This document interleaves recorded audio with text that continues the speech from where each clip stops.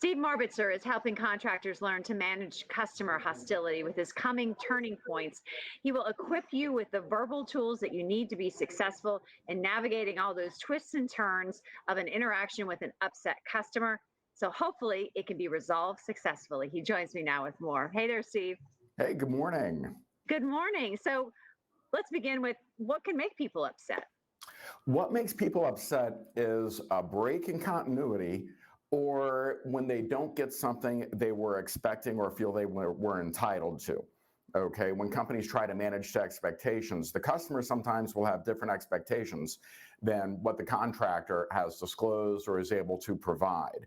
And when you have that conflict, people start to get a little stressed out, maybe uncomfortable, and logic starts to leave the building.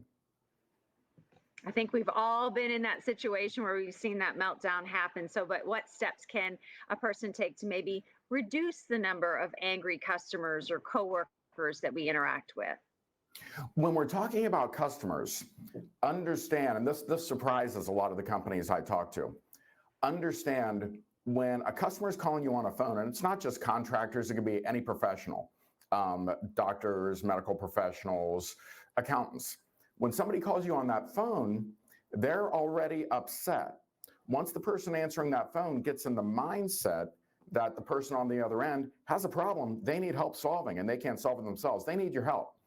Once the person answering the phone for your company realizes that and goes into every conversation with that attitude, your day will go much smoother.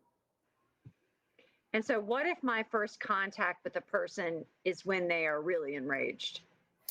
When your first contact with a person is when they are really enraged, the first thing you have to understand is you probably didn't make them enraged. They could have been enraged by somebody else in your organization. They could have been enraged by an outside source. But you have them now. It's your job to back them down because they're not going anywhere. The first thing out of your mouth has to be, I can help you. It has to be some sort of a commitment to work this problem through with them. Because when they call enraged, they've been abandoned, maybe by a bunch of other people, maybe by the instruction manual, maybe by a video they thought was going to go differently. That has to be the first thing out of your mouth. Then empathy. You have to empathize with that human being. They need to hear words and phrases like, I know what you're going through. That's horrible. Let's see what we can do.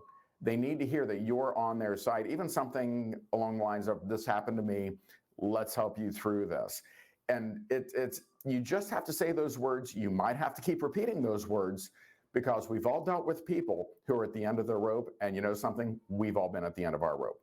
And once those phrases come out, once the commitment to work through this problem they really need to have solved is there, your interaction will go much smoother.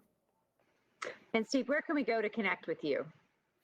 My website is turningpointstools.com. That's all plural, turningpointstools.com. Or my email is steve@turningpointstools. All right, Steve, thank you so much. Thank you. Have a good day.